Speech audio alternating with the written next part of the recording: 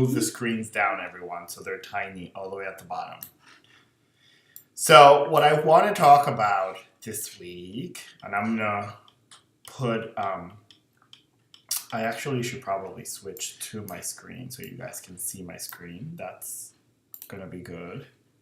I want to talk about the process of doing this, challenges. I love reading everybody's notes. Let's see. I'm trying to switch it to my screen.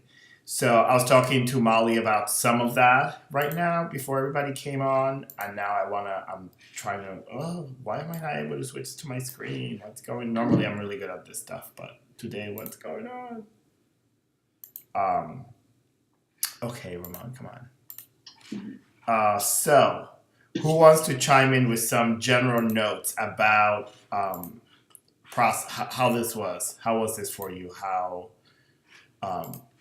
How this went, what you thought, whether you thought it was too difficult, too hard, too simple, what you discovered. There are a lot of really good notes that you all put in your little blurbs about design and making these forms. Don't think of yourselves as type designers. So I just think of like making letters, which is kind of really fun. As I try to figure out how to do the screen. Share. Why am I not? Okay. Anyway, go ahead. We'll work it. Well, I guess I felt like I made things really hard for myself, but why? Just by using this like tiny little sync line that these like little like notches in it, so I constantly had to like be flipping the ruler around to like use the notches separately, and basically it was really tedious, but it seems like it would be tedious no matter what you choose, because there are so many letters. Right. I wouldn't call it tedious. I would just say it's that has a bad connotation. I didn't mean it. No, I would think it's just detail. You just had an idea that required a lot of detail, and you start to realize, oh my God, right. I'm carrying it through, making like, if you all go to if you open up the Slack, so open up the Slack as we're doing this, so I'm trying to switch screens, but it's not letting me for some reason. To share screen. If you open up the Slack, you start to see what Jessa's talking about, right? And one of the things about it is you start to look and you start to realize, oh, you're carrying the idea throughout. And that's really what you're thinking about, right? Like you're thinking about, I have this idea which comes out of looking at another letter form, which comes out of the tool that I'm using, and I want to carry it through, and I'm going to sketch it. And I realize that it's tedious. The one thing you got to keep in mind is we're moving to digital land this week, so that's going to be super easy to do, right? You're going to be able to like do it so quickly because you can replicate it, right? Rather than the manual adjustment. Like if I show you the ruler this little ruler that I have, right? It has these wedges on top. You see that there? And I love those. Like I'm like, oh, because I love it in design. I love the groovy line. Yeah. And I'm like, oh, I love those. But by hand, those would be tricky. On a computer, doing that is actually really easy. And it's fast. So one of the things you start to realize about this is that the idea of generating these letter forms is about like having an idea and then manifesting it throughout the entire alphabet. How does it manifest? Right? Similar to as I was talking to Molly about, like, she was very inspired by the Baskerville lowercase g, right? And how do you manifest that idea throughout, right? Lowercase letter, we're working with uppercase. Okay, so what does that mean? How do I translate that little tiny detail that I like so much about that letter form, right? That terminal and that descender, liking that. It's a very particular look, so how do I get it across an entire alphabet? So that's really those decisions that you got to make. And actually, that's actually the tricky part. The other part is just you playing around, right? Other thoughts that people had. Hello, everybody. Any other thoughts? General observations. You don't have to go deep into like. I'm gonna go down one by one and look at your letter form. Go, Katie. Go for it. Well, at first I started thinking that I'm going to make something cool that I was seen before, and then I started Excuse me. Dido in Photoshop, zooming up so much where I could see all of the pixels, and realized that it was so. The stems were a certain amount of pixels, all of the serifs were the same width and all that stuff. So then I decided that I needed to create a system. Yes. So that everything was codified. I don't know if that's the right word. So that everything matched, so that it was a group of letter forms working together. Everything fit. I don't know. That was. Well, that's a letter. That's a typeface, right? It's a typeface. It's a massive family. It is a system. You're totally right about it. So what you're designing is literally a tiny little system that can literally, you can ideate, but it's all within the same family. And one of the things you did, if you all go to Katie's posting, just talking about like I did this in these large pieces of paper, right? Because what you were thinking sort of like on graph paper. So this exercise a lot of the times, if you look at Ella Lupton's book, she talks about doing this on graph papers like pixels. So you're developing a typeface. I gotten away from doing that because I feel like it gets to the same three places. But you start thinking throughout what you did. You enlarged it, which in many ways makes it easier, but also makes it more difficult. It's just more pages. But you start thinking very particular. What are the specific tiny little details? What are the angles, right? When there is a sort of like on the Q and there's a circular corner, what does that look like? So that you're thinking consistently. How does the stroke of, sort of like a particular, let's say like the spine of the letter form, what's the width of that stroke, right? Does that width need to be the same consistently? When you get to really intense type design, you realize it doesn't always, because there's some letter forms that you have to massage that. Otherwise, you end up with a 5, for example, on an S, right? And one of the things that you have to be particularly careful with typography is how our eyes read. And what our eyes read. Like, we don't read every word, right? Like, we just don't read every word. We read parts of words, and our eyes start making up things because we've seen them over and over and over. But if the proportion of a particular part of a letter form is off, and this is super technical detail, it's off, you misread it, right? Now, sometimes some graphic designers and some type designers are quirky and they want that. So you go for it, right? Like you push it. And you'll see more contemporary examples of that. Like you see that they go and they say, my S almost looks like a 5. And the reader starts looking at it like, oh, that's not a 5, that's an S. Got it. Okay. Again, it's all about context, right? If you see it in a sentence, you're like, wait, that's not a 5, right? Or for example, I saw today somebody put USA and then like, it's a political thing. 1776, 2016 USA with an S. 2016 question mark $$ A. So like you start thinking, you realize that you can play. If you understand the language, then you know what it is. If you don't understand the language, you're in trouble, right? So that thinking of it as a system is really good. Now I will say this: like a lot of typography works with systems. Grids are a system. So it's one of the things that in graphic design we're really obsessed about is systems. The thing that I start to ask questions about, and I love systems, so I'm saying this just, Jill, you might have heard this last semester, but the idea of when you have a system. Jessa was in that class too. You what? Jessa was in that class too. No, I was about to say, Jess and Jill, you both have heard this probably. I said this last semester probably. When you start thinking of a system, think about what systems do, which is to standardize things, right? And what does standardization lead to? Think about it, whether I sometimes think like systems are great, but at the same time they make us do the same thing. So that means there's no difference. There's no sort of like chance for things to be different. For example, the international style in graphic design, everybody doing the same thing. Everybody behaving like we're all Swiss and Germans, but we're not. So think about that in terms of the system. Or do you make a system that you can actually glitch a lot? And that's a contemporary thing, by the way, where computers allow us to do glitches really quickly. Or you're futzing around, and you probably experiment with this week when you're an illustrator, where you'll see that you make a mistake and you like it so much that you incorporate it. Because you're like, oh my God, there it is. I was trying to do that by hand and I couldn't do it. And it's totally good. Other thoughts?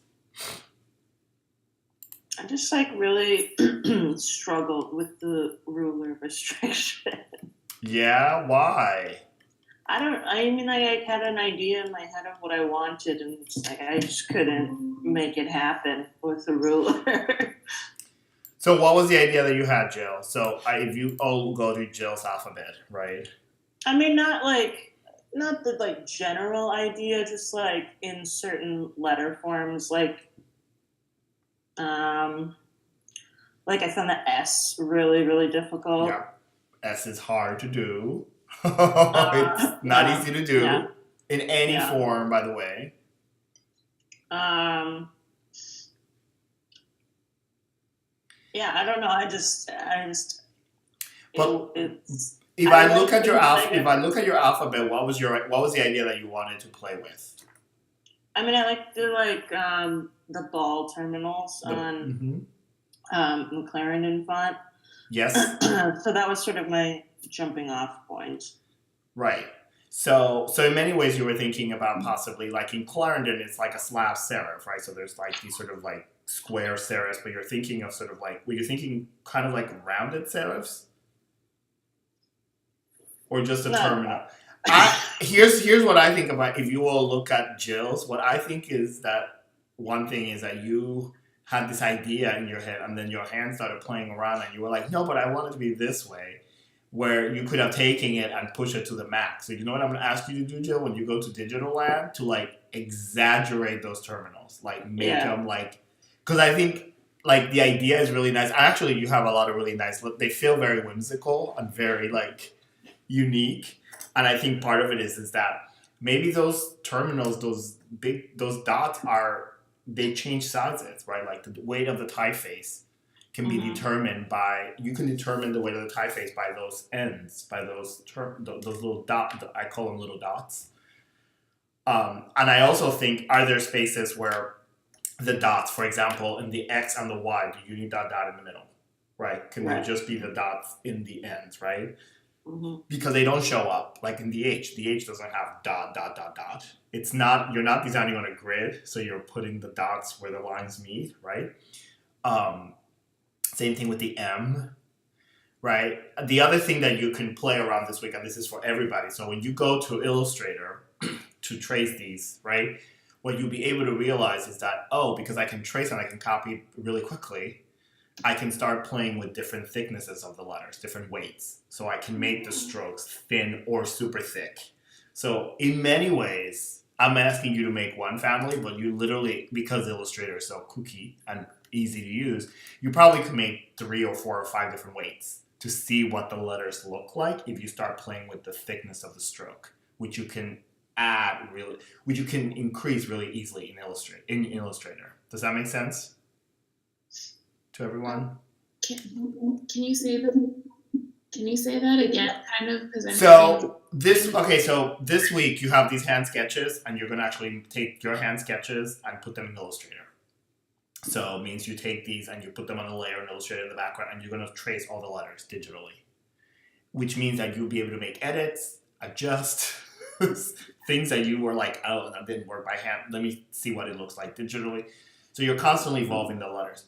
Once you have the whole alphabet, because Illustrator is so quick, you can actually take the stroke and go from a hairline stroke, right, to a 10-point stroke and see what the letter form would look like really quickly. So you'll be able to you could say, by next week, some of you could actually have an alphabet that's actually a mix of all those strokes, because you're like, oh my God, Ramon, I like this S, but I like this U. So here's a family, and the family is different width, different strokes, different styles.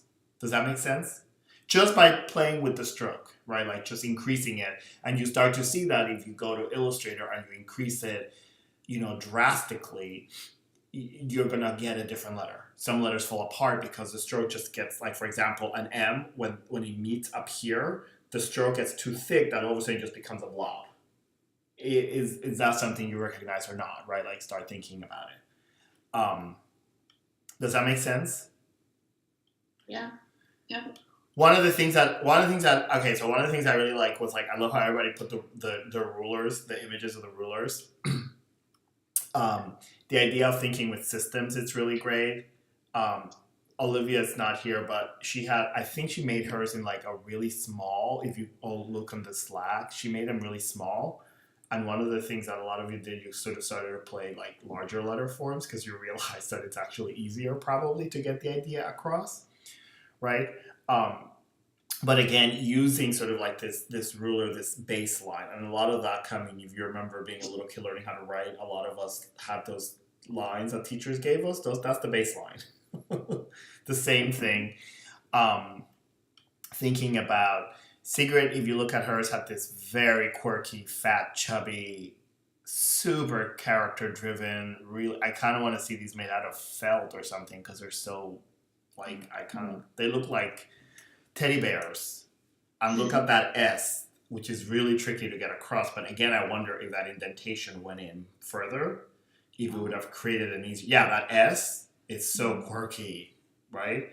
But starting to these letter forms also tip the line of legibility a lot, because there's moments when you're like, ooh, it's so subtle, right? Like, look at that N.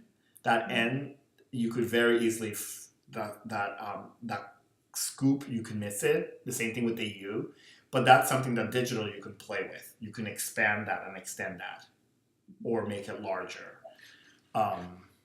You can chime in at any time, any of you. Stacy had these, like, really beautiful kind of, like, hybridized letter forms that are using all these serifs. Let me see. I'm trying to open it up. Let's see. It's a PDF, right? You start to see these sort of, like, hybrid letter forms.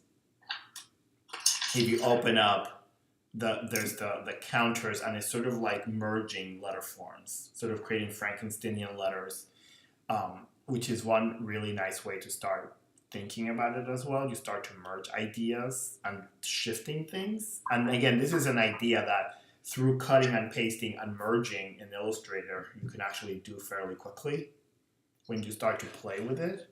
How many of you have used Illustrator before, by the way? I have. Okay, so you all, Pathfinder tool is your friend. One thing I will say, when I mean by tracing, one way, and I put a video on the Slack, and when the assignment opens up today, it's going to open up at 12 noon, by the way. One of the things that a lot of time designers do is they take their hand sketches, they go into Illustrator, put it on a layer in the background, and then draw on another layer on top so they can trace. But they will use the pen tool. The pen tool is not always the most friendly tool to use on the face of the planet. A lot of people struggle with it. I still struggle with it, so don't. But one of the things you can do, you can use the Pathfinder tool. Remember that. If you haven't used it, it's super great because you can merge things. And that could be super helpful. And then remember that once you have the basic DNA structure, then you're just starting to copy things and putting them together and merging them. Mm-hmm. Katie, we talked a little bit. You have those big, ginormous letters, which is kind of fun. You have a billboard, actually, probably, right? Yeah.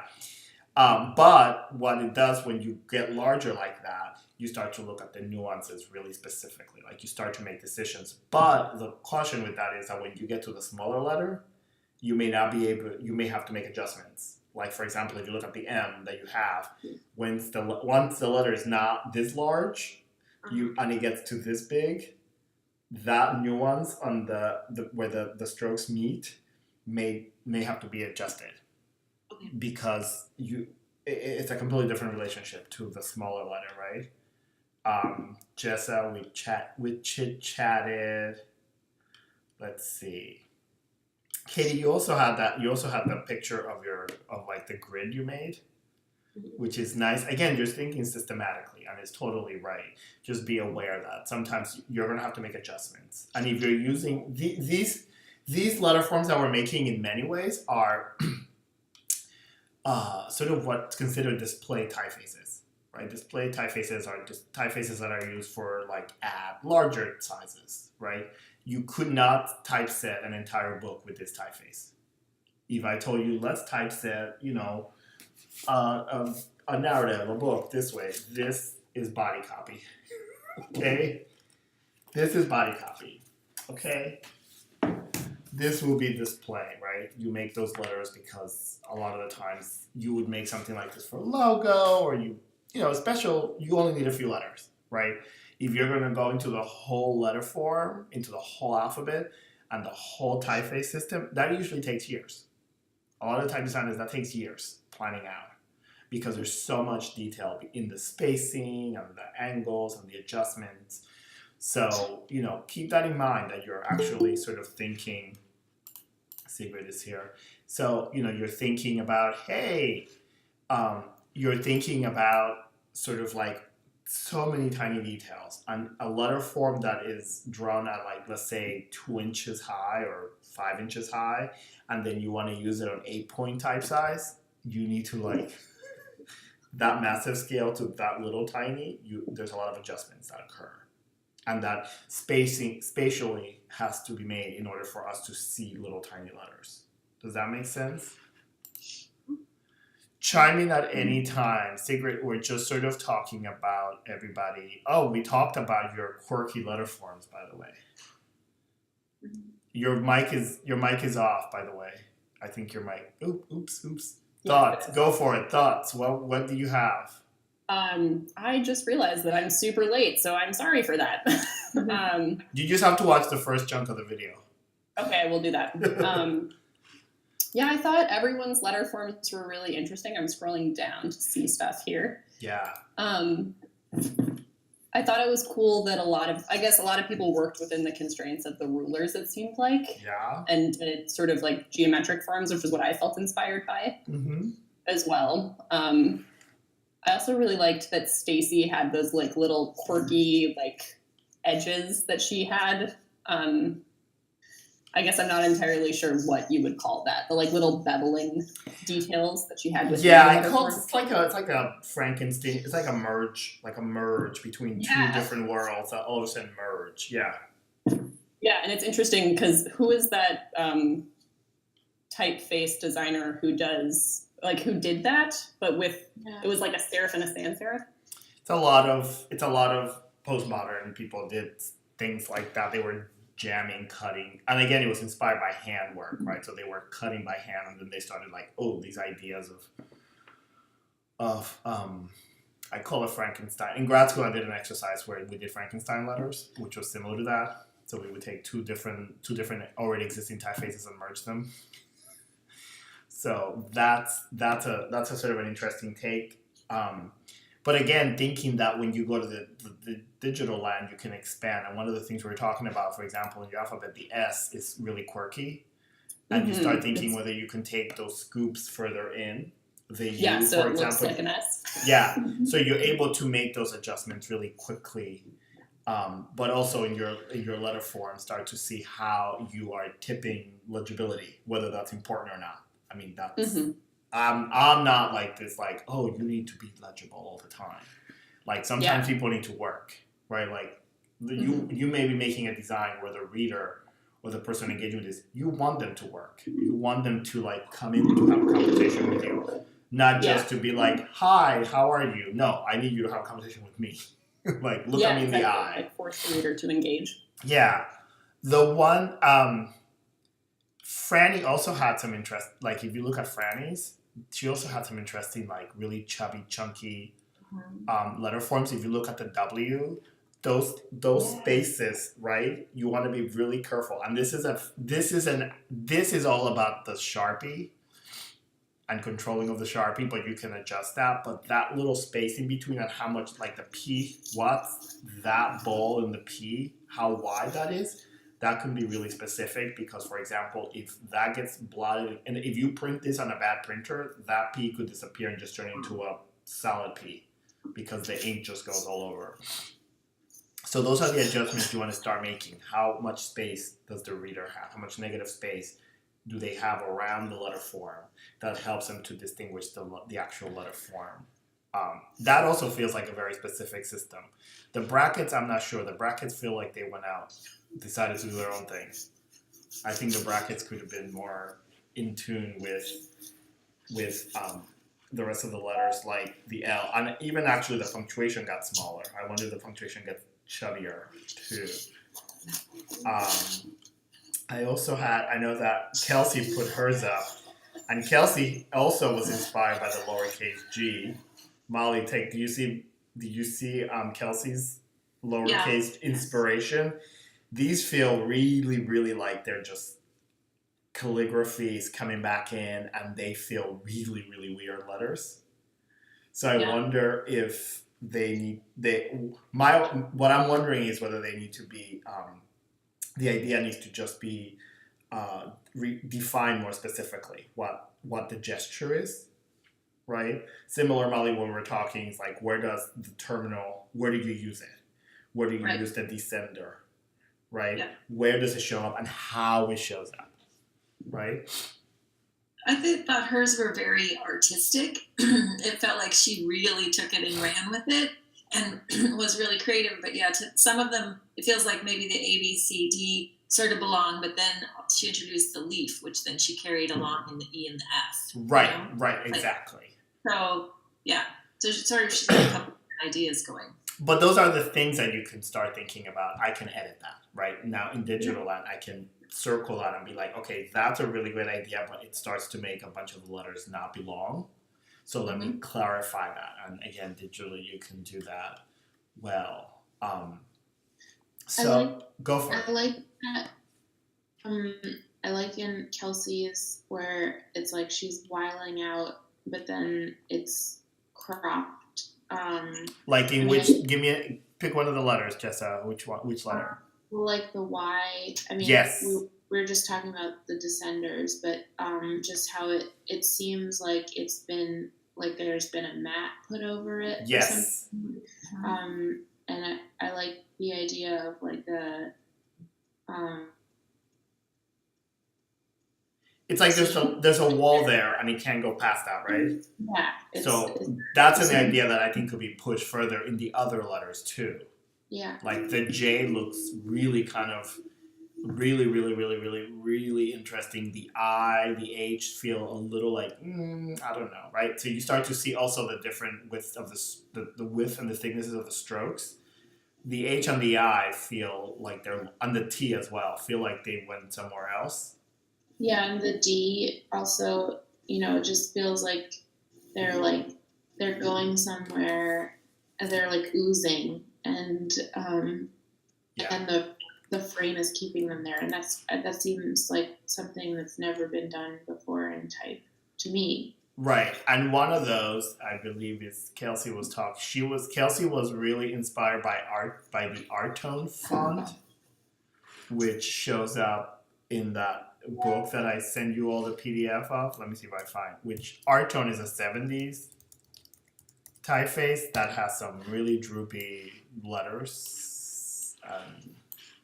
It's the third time a student has decided that they're going to party it up with art tone in a class because they love it. They fall in love with it. So it was I'll put a scan of it. It was designed by Simon Twast, the really famous illustrator, also known as husband of Paula Scher, but he's very famous in his own terms. He does not need to be defined by. Neither of them need to be defined by Let's define him by her anyway. Yeah! She doesn't need to be defined by him. He doesn't need to be defined by her. Although you've all seen his work. Let me see. Yeah, I think Kelsey actually attached it too in her. Yeah, for some reason it's not popping up, but I'll put it up here so you all see it. He used it in some sort of, I forget what he used it for. It might be like a 70s kind of like funk cover thing he made it for. Oh yeah, okay. It is beautifully done. Yeah, I mean you see it in like a way that's still relevant, I think, actually. But Yeah, totally. And one of the things that students always we've talked a lot about, has been the O, which looks like a massive hoop earring. oh My yeah. God. And then which one is it? Oh, the lowercase. People always comment on the lowercase. I think might be the A, which they're like, that is like the most bootylicious butt ever. Because he has this sort of like, round. Anyway, see? All sorts of it. So see what people come up with, and you're just sitting at home coming up with some really creative stuff because you're like, I like that serif, or I wanted to go against the wall. So I think a lot of it also has to do with several things. One, you all trusting yourself. Two, realizing this is just a creative exercise and I'm being a 2-year-old and I'm playing around with a ruler, and yeah, this is restricting, but it's also kind of really fun. And I can make some like stupid, silly mistakes that I can then play with and refine, because these are not refined. These are just sketches, right? And then sort of looking at these, analyzing these sketches and really saying, what is it that I really like about these letter forms? What is it about the idea that really excites me and gets me really going? And one of the things that you notice, we haven't talked too much about the original letter forms that you were sketching, those typefaces that were done. Not necessary, right? That's just a way for you to, jump off and now feel like you're, like I send you out there in the world, loose with nothing, because you all reacted to little tiny things about them, and then you made your own set of letter forms, which is, I think, exactly the point of the exercise. What I want to say now for next week is I want you to like push it, and in Illustrator you can push it further. What I'm going to do after we're done, I'm going to open up Illustrator and I'm going to show you with a few letters what I mean by expansion. So I'll put it on the Slack. So make sure you look at it. But you want to start pushing it, and just so this whole week you're going to actually do your whole alphabet digitally and print it out on one file. Like, you're just going to make all of them. You can make a 11 by 17 sheet in Illustrator and start doing them and putting them, everything you have, even if you make like 55,000 of those, just put them all together in order, and then just upload that. And so as the future continues, these letter forms will turn into a poster series that you're going to create. So we're going to go from letter form to start to talk about composition and designing things. And you're going to design a poster series, okay, which I'll give you the subject matter now so you have it in your head. The poster series is about your favorite candy that you ate when you were a kid.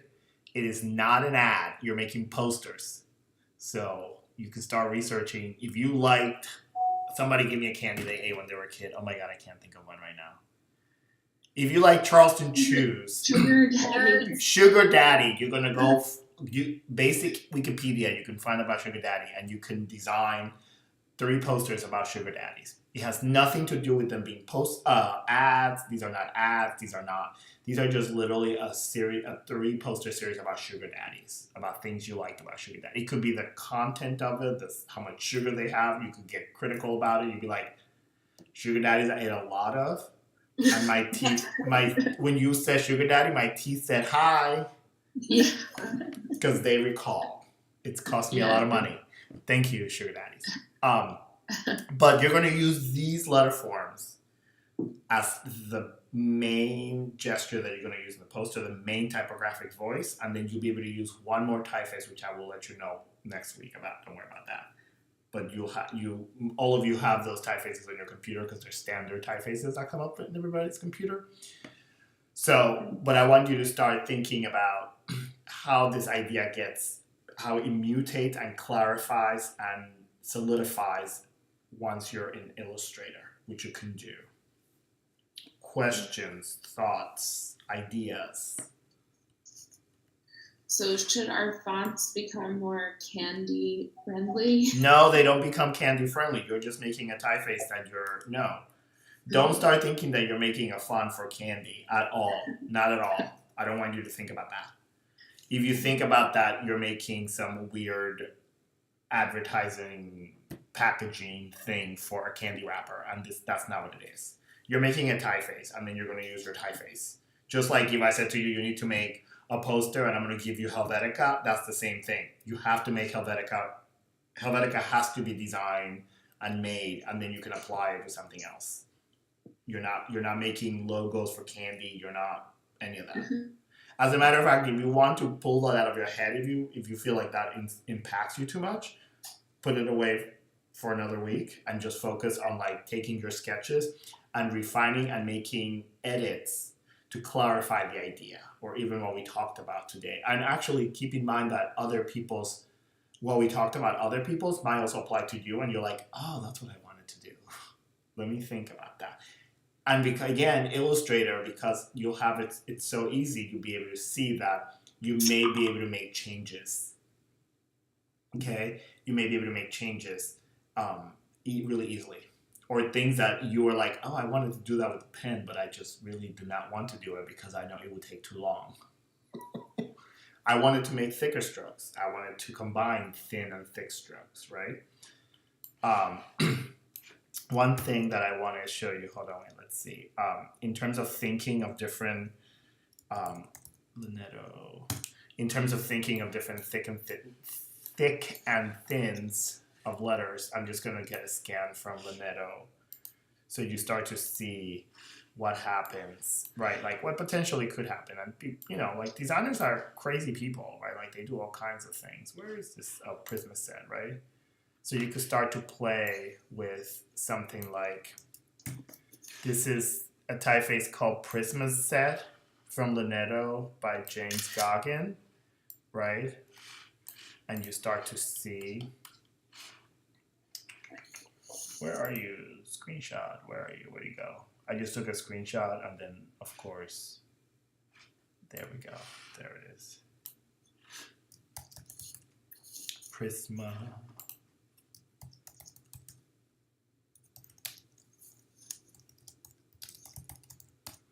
If you go to the description, you see it there.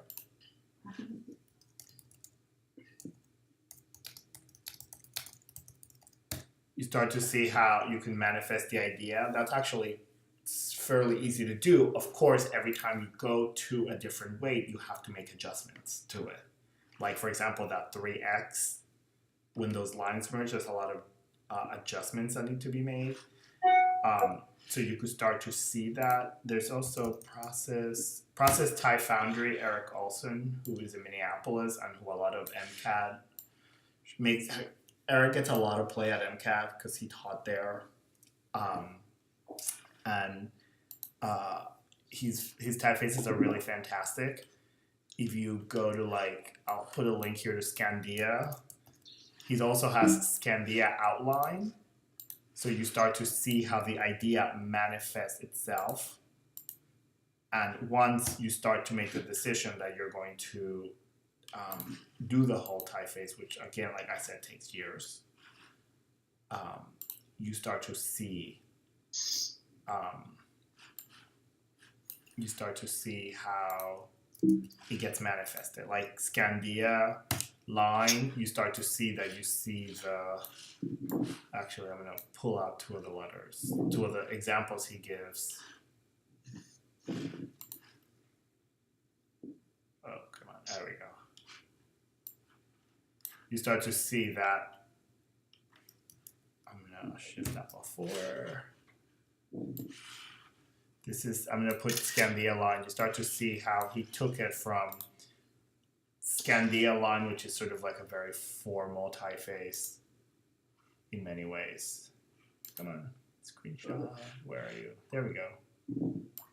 And you start to see how the line version manifests itself. And again, this is all stuff that in Illustrator is actually fairly simple to do. But when you go to sort of like a software like Glyph, if you were to start using Glyph, you start to realize that you can embed the DNA and then it starts to generate the letter forms themselves. See how that happens there? So again, you can make all sorts of adjustments based on the notes, and you can take your sketches that you have now and start notating with a highlighter or a red pen and say, this this terminal is where my idea lies. The stem is where my idea lies. This little tiny nudge, just like a little nudge that you were like, oh my God, that took forever. You can start saying, okay, I can replicate that nudge and then use the Pathfinder and start to replicate it and make it happen throughout. And then you can start looking at it. If you all have printers, so when you're making your letter forms, you should be printing, so you can start looking to see what it looks like printed. Don't rely on the computer screen. And one of the key things about typography, although we're taking a type class like on screen, is that you have to print a lot. You cannot rely on looking at the letters on the screen because the screen is moving. Keep that in mind. So a lot of typography is set. It's about setting it in a book. This does not move, everyone. That doesn't move, okay? So you have to realize that people are engaging with it in that static form, but also you can now start thinking, what happens if I start thinking digitally? And the last project of the semester, you'll do analog and you'll do a piece that's digital, so you can start thinking about it in motion. Those of you that are interested. Yes?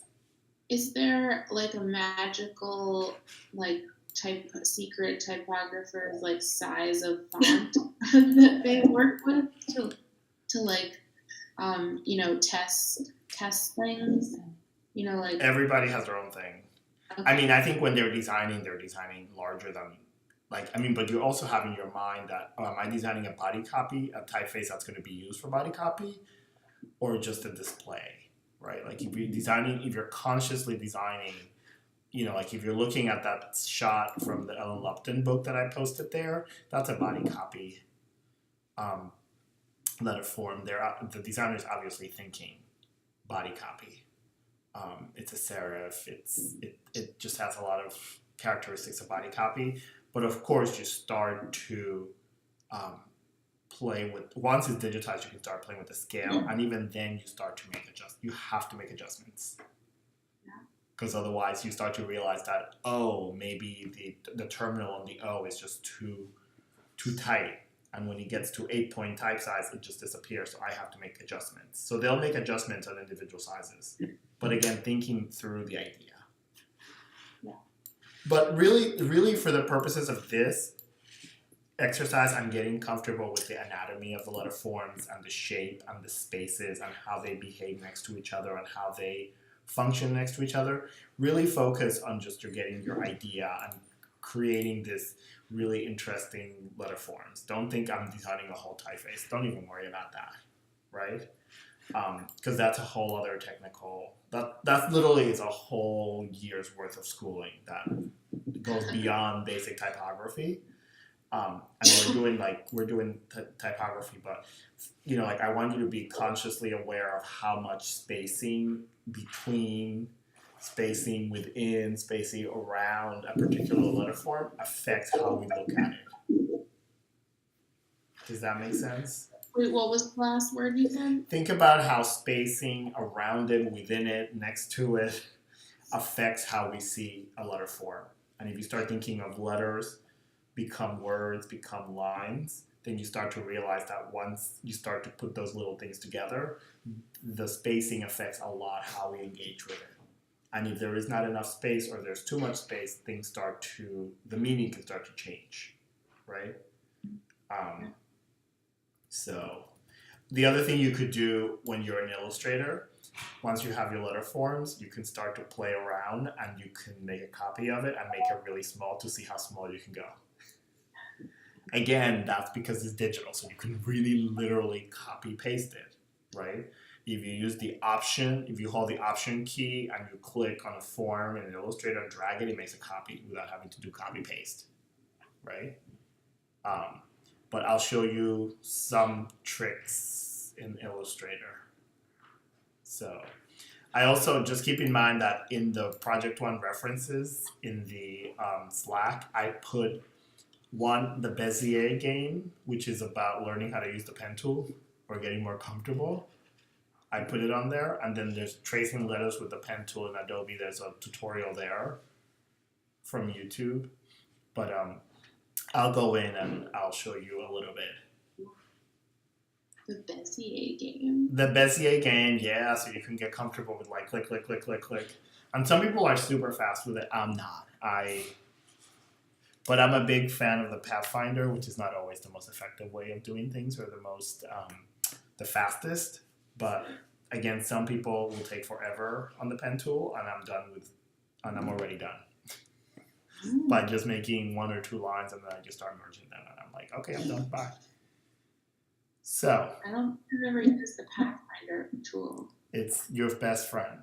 It starts to create really crazy things because you can merge, you can split, you can separate. It I also feel like that's what I'm gonna need for sure. you probably will. So, for example, you could make you could make a square and then make a circle and add it on top, and then you can cut it out of it, and then you have that form, right? You just have to get savvy at making multiple copies of things, so you have the basics on the side, and then you can just keep on adding and pulling and subtracting. But make sure you're using your sketches. Take that image of your sketches and put them as a layer in the background in Illustrator, so you can actually sort of start tracing on top of it. Got it? Does that make sense? Any questions? Further questions? Anything else? You may have already said this, but do you want us to expand on the punctuation we did at all, or what? No. Just literally do. Now, if you think of, I'm doing this thing for candy, I would like to have a semicolon, go for it. I mean, in Illustrator, it's going to be super quick to do. Don't go into numbers. Okay. Please don't go into numbers.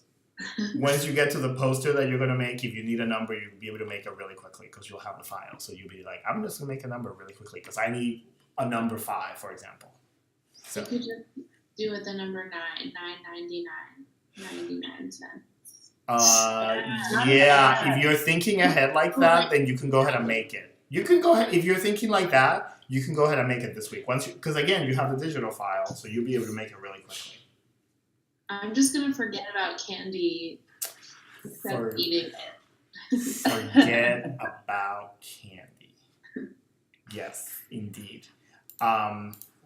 So if we're not making an advertisement for candy, are we making like a PSA for candy? No, you're making posters. What? You're making 3 posters for candy, for this particular candy. I'm just trying to like envision what a poster that isn't an ad for a product. Well, it's not all posters are ads, really.